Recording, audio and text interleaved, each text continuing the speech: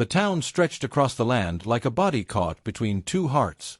On one side, mud houses hunched beneath the sun, their walls cracked with age, their roofs patched with patience. Smoke curled from hearths where women ground maize and told stories older than any visitor could recall. Children chased goats between narrow paths, their laughter echoing past the elders who sat beneath the giant baobab, whose roots were said to hold the secrets of the ancestors. Every morning, the air carried a quiet tension, as if the town itself held its breath, waiting to see which way its people would turn. Under the elder's tree, an old woman stirred the fire with her long, gnarled fingers. "Remember," she whispered to a group of listening children, "our ancestors walked these paths before we did. Their eyes are always upon us."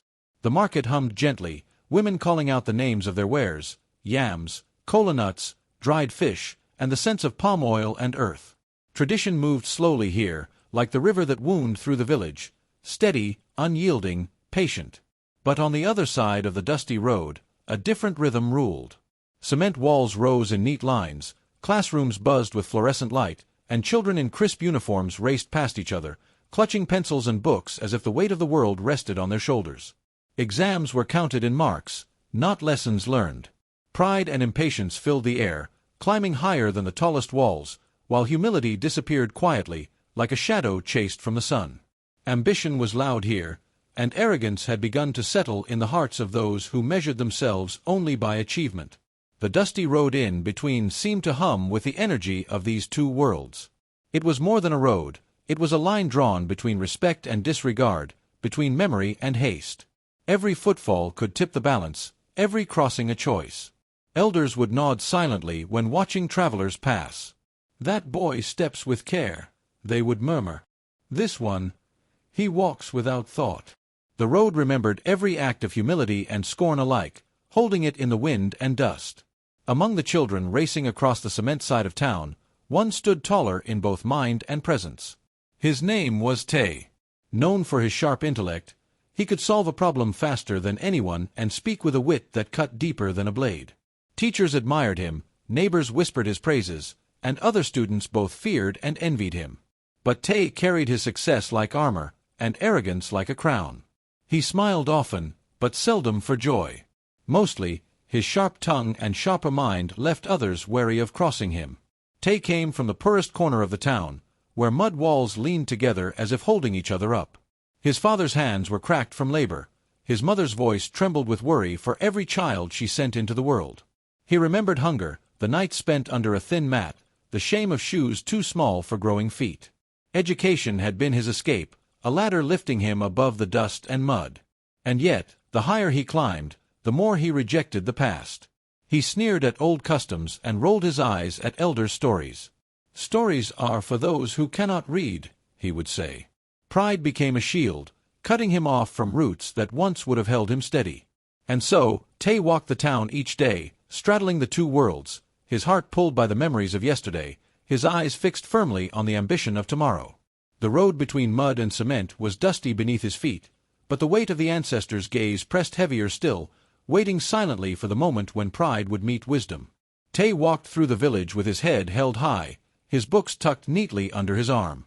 To him, age was a number, and wisdom measured only by the letters on certificates. He barely noticed the elders seated under the baobab, nodding quietly as if their very presence was insignificant. "Why waste time with these stories?" he muttered to himself, brushing past a group of women selling yams and kola nuts. "Nothing here will get me anywhere." But as he strode along, a hush seemed to fall over the market. People paused mid-step, eyes flicking toward a figure that moved slower than the sun itself. From behind a stall, a faint rustle of faded cloth announced her presence. She walked with the weight of centuries, her steps deliberate, measured, and almost invisible. Yet in that quiet motion, the village felt her age, older than the town, older than the dust, older than time itself. Children scuttled behind their mothers, whispers trailing after them. "It is her," one said, clutching a small basket of nuts. "The one who has always been there." Adults straightened, a hint of unease settling in their eyes. They neither called to her nor spoke against her. Her silence carried more authority than any shouted command. People knew her name, though they never said it aloud. She was known for the weight she carried and the stories she held in the spaces between words. She appeared everywhere: the crossroads where the sun split the village in two, the market stalls lined with dried fish and palm oil, the sacred spaces where ancestors' offerings lay undisturbed. No one questioned why she was there or what she was doing. She belonged to the village as much as the wind, yet she was never tied to any one place. To the casual observer, she was simply an old woman walking slowly. But the elders knew otherwise. Tay, in his usual hurry, barely glanced at the dusty road beneath his feet. He counted only the minutes until school, the marks he would earn, the scholarship he would secure. He did not see the curve of her spine, the gentle sway of her steps, or the stillness that seemed to bend the very air around her. And then, his foot caught on a stone, his shoulder bumped hers. "Watch where you are going, young one," she said softly, her voice carrying a calm authority that made the wind pause. There was no anger in her tone, no harshness, only a mother's caution, a whisper of centuries of patience. Tay laughed nervously, brushing past her. "Move, old woman. There's no time for slow feet in my world." The villagers turned their heads, some holding their breath, sensing that something unseen had shifted. She did not scold, she did not curse, but the gentle warning lingered like smoke over the road. Tay walked on, oblivious, yet the air felt heavier, as if the very earth had noticed his disrespect. And though he laughed, the echoes of that soft, measured voice would follow him for the days to come, a quiet reminder that respect cannot be earned by speed or grades, and that pride, no matter how bright, cannot outrun time itself. Tay laughed, a high, sharp sound that cut through the marketplace. He had just corrected an elder's pronouncement on a simple arithmetic problem, and the crowd had watched him rise above them with words sharper than a blade. "You all move too slow. You count but cannot reason," he boasted, puffing out his chest. The villagers froze, their laughter fading into a hollow silence. Mothers held their children closer, men shifted uneasily, glancing at one another. The baobab's shadow stretched across the dusty road, long and silent, like the memory of every misstep in the town. Pride demanded that Tay feel dominance, that he taste the power of being admired and feared, but something in the air had changed. An old woman stepped from the shadows of the crossroads, her faded cloth barely moving with the wind. "Young one," she said softly, "there is a way to walk without breaking the path beneath your feet." Tay turned, his smirk faltering. "Who are you to speak to me?" he barked. "I am the best in this town. I do not need advice from those who wait for the wind to teach them lessons." She did not answer. Instead, she raised a frail hand, and the world seemed to slow. Tay, blinded by arrogance, shoved past her roughly. The sound of a palm striking flesh rang through the marketplace, a sharp, unexpected crack that echoed far beyond the road. Gasps tore through the crowd. Silence fell. No one moved, no one cried out. Even the birds paused mid-flight, wings suspended in the heavy air. The market, the crossroads, the sacred tree in the distance, they all seemed to hold their breath. The slap was not just an act of violence, it was a line crossed, a bridge broken, a respect denied.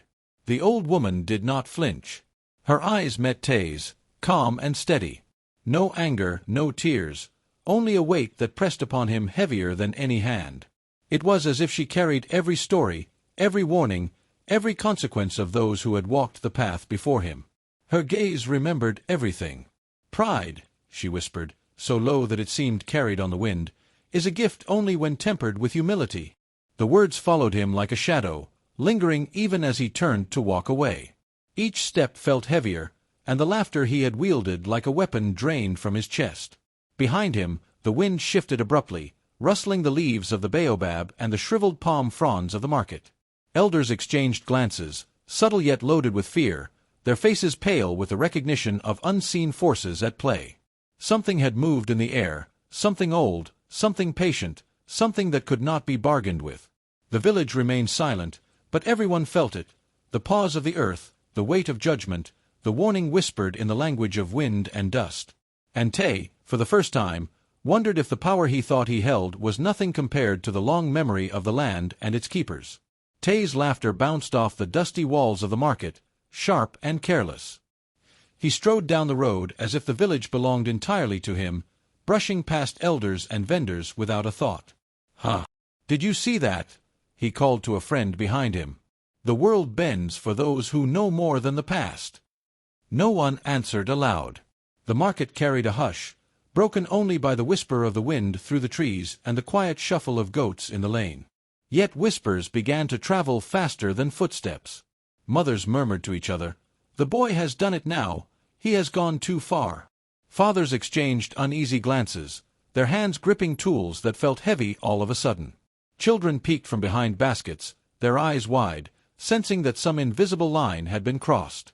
Gossip replaced confrontation, but the air carried a weight that Tay could not see. The elders sat beneath the great baobab, silent and deliberate. Their eyes followed Tay, calm but unyielding. They did not rise, did not shout, did not scold. Wisdom, they knew, could not be forced into a proud heart. Patience was justice in its slowest form. "He will learn," one elder murmured to another. "We are the river. He is a stone thrown into it. Let the water shape him." Their silence was a mirror of power, reminding the village that some lessons are measured not in moments, but in the slow passage of time. Meanwhile, Tay's pride grew like a fire unchecked. Education had lifted him from poverty, and he believed it made him untouchable. "I am better than all of this," he muttered, eyes scanning the mud houses and the elder's tree. "I do not need stories or warnings. I am my own law." Each stride carried more confidence than the last, and with each step he felt his invincibility swell. Modernity, he thought, was his sword, tradition a crumbling shield. He laughed again, louder this time, and mockingly tapped his foot to the distant drumbeats of the elders' ceremonies. "Do they think these rhythms mean anything?" he sneered. "Fools, dancing to old stories while the world moves on." Tradition, in his mind, was weakness, an anchor to drag him back into dust and mediocrity. Moral blindness wrapped itself around him like a cloak, shielding him from the consequences quietly gathering behind the town's still air. Yet even as he boasted, his mind wandered to the edges of the dusty road, the far-off streets of the city, the bustling markets, the schools where his knowledge would shine without judgment. Shame tied to his roots, to the mud houses, to the elders' patient gazes, pressed uncomfortably at the back of his neck. He dreamed of leaving it all behind, of abandoning the village, the whispers, and the slow weight of tradition. "One day," he whispered to himself, "I will be gone. The dusty road will not see me return." But the wind carried the memory of the old woman, and though he did not see it, the villagers and elders did. The land itself seemed to watch, waiting for the moment when arrogance and disrespect would meet the judgment of patience and the unseen hand of those who walk with time. Tay's laughter echoed down the road, full of bravado, but the shadow of what he had done, and what he could not yet understand, stretched long behind him. Days passed, and Tay began to notice that the world around him was not as obedient as he had believed. Small troubles whispered at the edges of his life, almost imperceptible, yet persistent. A pen would vanish from his desk, a notebook left in a classroom would not be where he placed it. Nothing loud, nothing overt, but the subtle imbalance gnawed at him, like a shadow at the edge of sunlight. He sat at his desk one afternoon, rifling through his books. Pages were missing, notes blurred or gone. "Where did I put that?" he muttered, flipping frantically. Each missing line, each vanished sentence, felt like knowledge slipping through his fingers. "It's just... I must have misplaced them," he said aloud, though the tension in his voice betrayed more than forgetfulness. Education, the very thing he had wielded like armor, was starting to feel hollow, fragile, incomplete. Exams arrived, as they always did, yet the questions seemed suddenly strange. Words twisted in unfamiliar ways, formulas he had mastered danced just beyond his reach. Tay's confidence faltered. This doesn't make sense," he whispered to himself, tracing letters on the page with trembling fingers.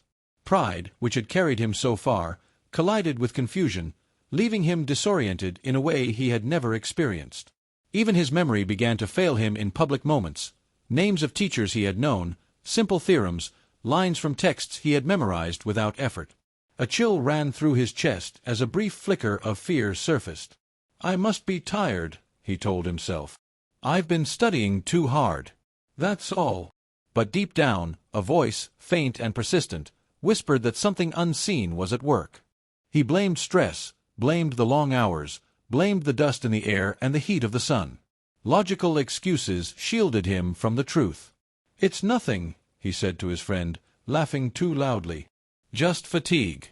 Soon, it will all fall back into place." Arrogance became armor again, shielding him from reflection, protecting him from seeing the consequences of a single act, a slap, a disregard, a broken line between the world of men and the world of spirits. And then, at the edge of his vision, she appeared. The old woman. Not moving toward him, not speaking, not calling attention to herself. Just standing at the corner of the dusty road, beneath the shade of a twisted tree, wrapped in her faded cloth. Her presence pressed into the air, heavier than any words could be. Every time he looked up, she seemed there, always at a distance, never intrusive, yet impossible to ignore. Tay felt it, though he could not name it, a quiet warning, a reminder that the balance he had disrupted was now beginning to make itself known. He turned away, shaking his head, trying to convince himself that she was only a shadow, a trick of light and memory. Yet the feeling remained, lodged in his chest like a drumbeat he could not silence. Something had begun, something patient and enduring, moving slowly toward him, like the tide that eventually reaches the shore, whether he waits or not. Every morning, as Tay approached the school gate, he noticed her standing there. She did not enter the classrooms, nor did she speak to anyone, yet her presence weighed heavily in the air. The gate, where futures were meant to begin, felt different under her watchful eyes. Books and lessons no longer seemed enough. Knowledge and tradition now shared the same space, and Tay felt the silent measure of judgment pressing upon him. "Why is she always here?" he whispered to a friend, but the friend only looked away, uncomfortable. That night, sleep offered no refuge. The old woman appeared in his dreams, stepping silently through corridors he had always walked with confidence. She did not curse, she did not shout, yet the silence she carried was more terrifying than any punishment he had imagined. Shadows moved in the corners of his mind, whispering of consequences, of respect ignored and balance unsettled. Tay awoke drenched in sweat, heart pounding, knowing that the calm eyes he had mocked were following him even into the dark. During the day, her eyes seemed to follow him from everywhere he turned. In the market, at the school gate, even glimpsed from the edge of the baobab tree's shade, she watched without moving. There was no pursuit, no accusation, only quiet observation that gnawed at him. Guilt began to seep into his thoughts, small at first, then growing heavier, more insistent, as though the village itself had begun to speak through her presence. In class, chairs that once held friends now felt empty. Companions shifted away without reason, laughter fading when he approached. He called out, "Are you afraid of me?" But no one answered. Isolation crept in quietly, a social punishment more cutting than any teacher's word. The world he had thought his, full of admiration, friendship, and applause, was now shrinking with each step. Teachers began to change as well. Names once called aloud for praise or participation went unspoken. Questions answered confidently were met with silence. Respect, once automatic for his grades and quick mind, was quietly withdrawn. The hallways that had once hummed with his achievement now echoed with absence, a subtle falling of status that left him unmoored. Even at home, Tay felt the shift. Meals were quieter, glances more cautious. His parents noticed his discomfort but could not understand its source. Words of concern were offered, yet he could not share what he felt, for it was neither illness nor mistake. It was the weight of something older than him, a generational divide that stretched deeper than the walls of their house. The home he had once known as safe and familiar now felt like a place measured by eyes he could not see, judged by forces he could not name. Every step, every glance, every empty chair reminded him that the consequences of pride and disregard were slow, deliberate, and impossible to outrun. And somewhere, just beyond his reach, the old woman waited, as still and patient as the earth itself. The elders gathered beneath the wide canopy of the ancient baobab, their voices low, almost swallowed by the crackling fire. Leaves whispered in the wind as if carrying secrets from the ancestors themselves. "He does not yet see the weight of what he has done," one elder said, voice soft but firm. Another replied, "A tongue that mocks the old drumbeats must learn through silence." Each word was wrapped in a proverb, a riddle, a warning only those who listened carefully could understand. The fire flickered across their faces, casting shadows that seemed to stretch into the very heart of the village. Far from the elders, the old woman moved silently through the village paths, her feet barely disturbing the dust. She was tied to the soil and the spirit alike, a bridge between the living and the unseen. The earth seemed to recognize her, bending beneath her weight as if greeting an old friend. Villagers whispered her name in half-words, for even speaking it aloud felt like disturbing a sacred rhythm. Her presence carried the stories of generations, the promise of protection, the quiet power of a covenant older than any recorded name. Tay, striding past the marketplace, caught fragments of the elders' hushed voices. "The balance is disturbed," he heard. "Respect is broken, and the river will shift." He shook his head, laughing under his breath. "Old tales," he muttered. "Nothing can touch me." Pride wrapped around him like armor, deafening him to the warnings echoing through the village air. Days later, the consequences began to show. The first exam arrived, one he had studied for tirelessly. Yet the numbers blurred, formulas slipped, and the answers he had always known seemed to vanish into the shadows. When the results were posted, disbelief froze him. He had failed. His heart pounded as he read the figures again and again, the world seeming to tilt beneath him. Confidence, once his shield, was replaced with shock. Whispers ran through the classrooms, and eyes followed him with quiet curiosity, the memory of the slap from weeks before still sharp in their minds. Opportunity came soon after in the form of a scholarship that could have carried him far from the dusty roads and small village schools. Yet the papers returned unsigned, the promise slipping through his fingers like water. Dreams of distant cities and bright futures faltered. For the first time, education no longer offered protection. It no longer felt like a shield against the slow but certain weight of consequence. Where once laughter had followed him, stares now replaced it. Classmates avoided him, their eyes tracing the history of arrogance he had carried so carelessly. In the market, mothers nudged children aside. At the well, whispers followed him like shadows. Public humiliation wrapped around him, heavier than any punishment he had imagined. The village remembered the slap, the line crossed, the balance broken, and Tay could feel it in every silent glance and every tightened lip. Even the air seemed to change. Wind shifted around him, carrying the scent of dust and fire, and somewhere deep in the trees, the elder's eyes lingered, quiet but vigilant. The old woman, always distant, always patient, had already begun to shape the consequences of pride and disrespect, weaving them into the fabric of Tay's life, slow and unyielding as the river that carves the land over centuries. Fear began to stir where pride had once ruled. Tay walked through his room, the morning light falling on scattered books, yet the papers on his desk seemed to mock him. His chest tightened with a weight he could not name.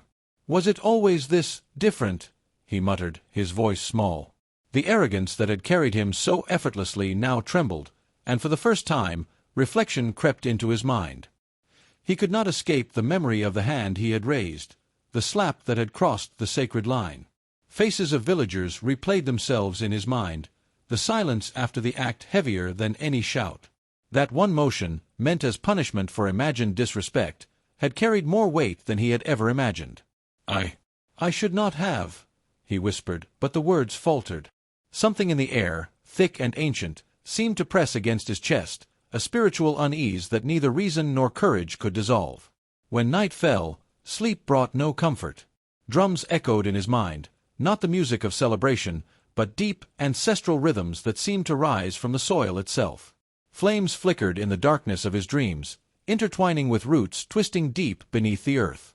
He saw faces of elders, ancestors long gone, and the land itself, his bloodline, his family, his pride, colliding with judgment.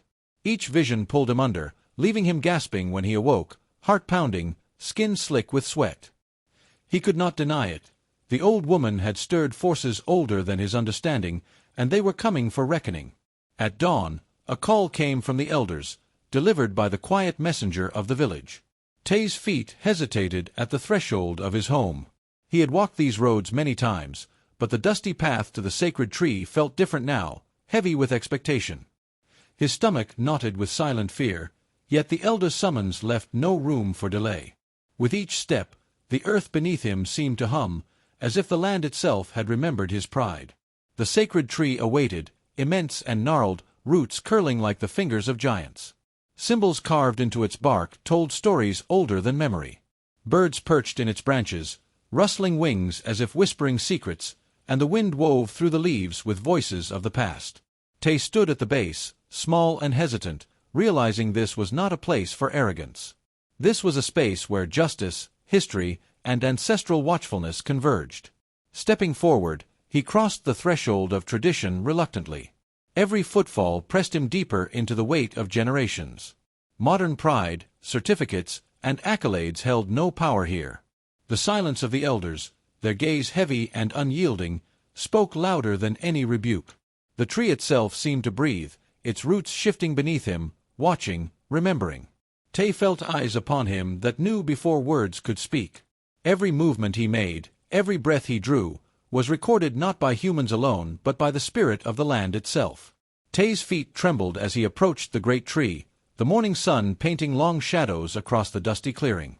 The old woman stood there, not as he had ever seen her before. Her body seemed frail, yet her presence radiated something far older than flesh and bone. The wind curled around her, carrying whispers of ancestors long gone, and the air itself seemed to bend in respect. Tay's mouth opened, but no sound came. He felt the weight of generations pressing down, the invisible chains of morality and history tightening around his chest. She is not like any human I have met," he whispered under his breath, all mixing with fear.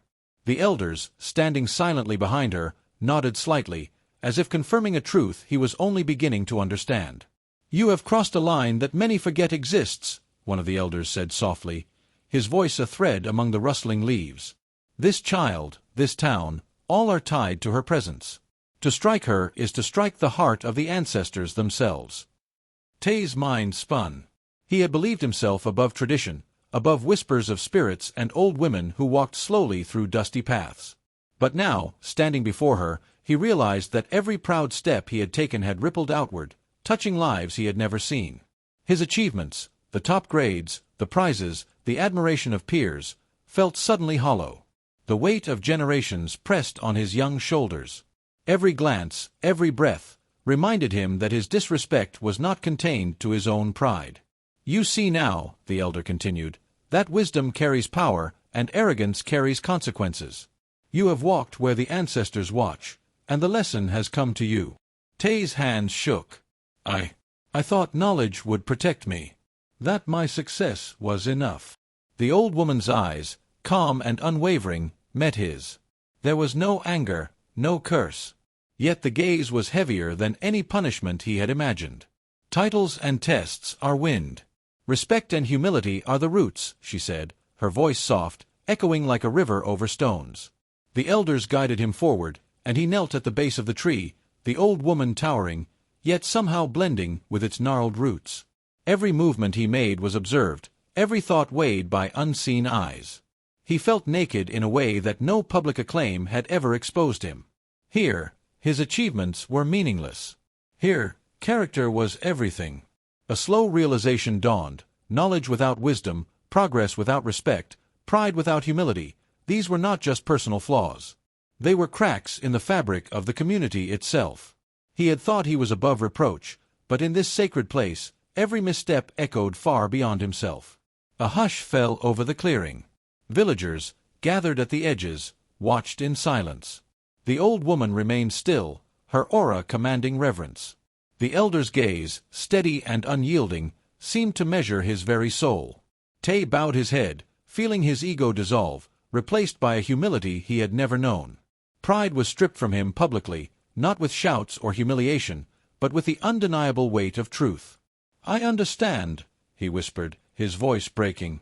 "I see now that respect, humility, and character hold more than all the knowledge I have gathered."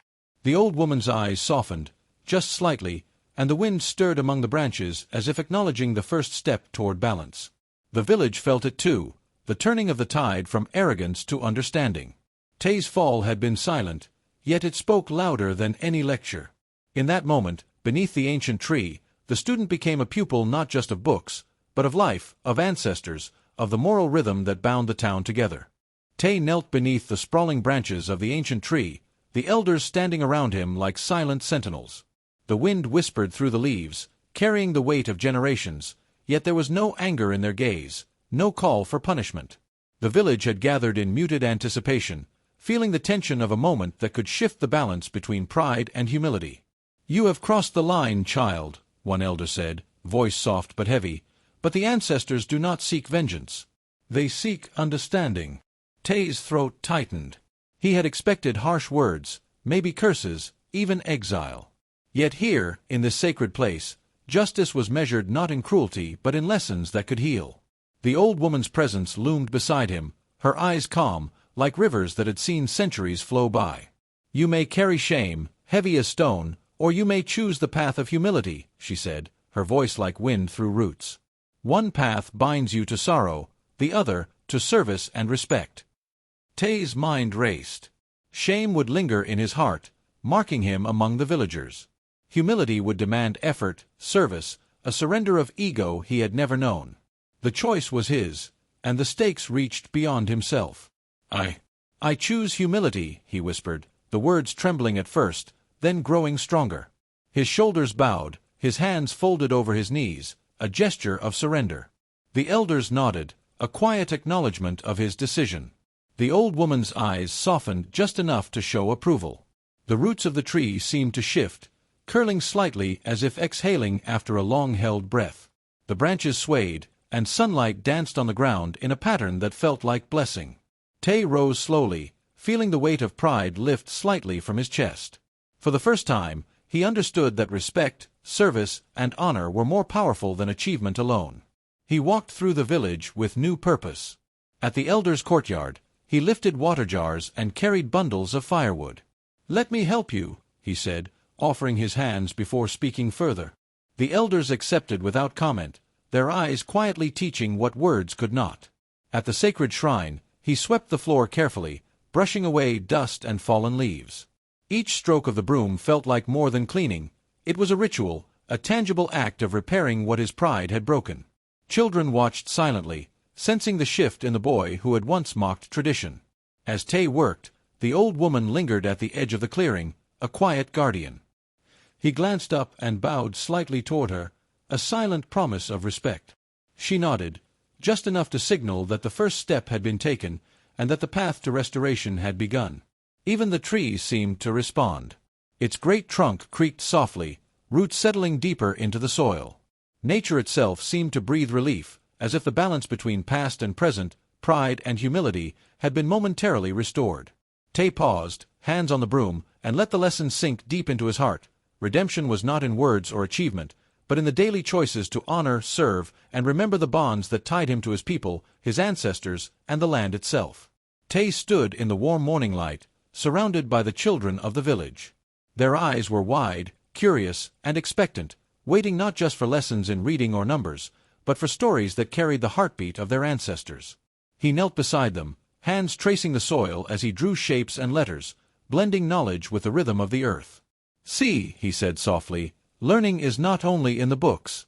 It is in the way the river bends, the way the wind whispers through the leaves, the way our elders teach without raising their voices." The children nodded, absorbing every word. Tay guided their hands over ancient symbols carved into wooden boards, explaining their meanings with patience he had never known before. Proverbs flowed between them. "The one who plants without respect will harvest with sorrow." He repeated each slowly, letting the weight of the lesson settle in young hearts. In the evenings, the elders gathered near the fire. Tay listened closely as they recounted tales long forgotten, fables that had shaped the morals of generations. Stories of cunning animals, brave warriors, and wise women filled the night air. He realized these were lessons no classroom could provide, lessons of patience, honor, and balance. "Do you see, Tay?" the eldest said, voice low, "knowledge alone cannot guide a person. It is wisdom that walks alongside it that saves the heart and the village."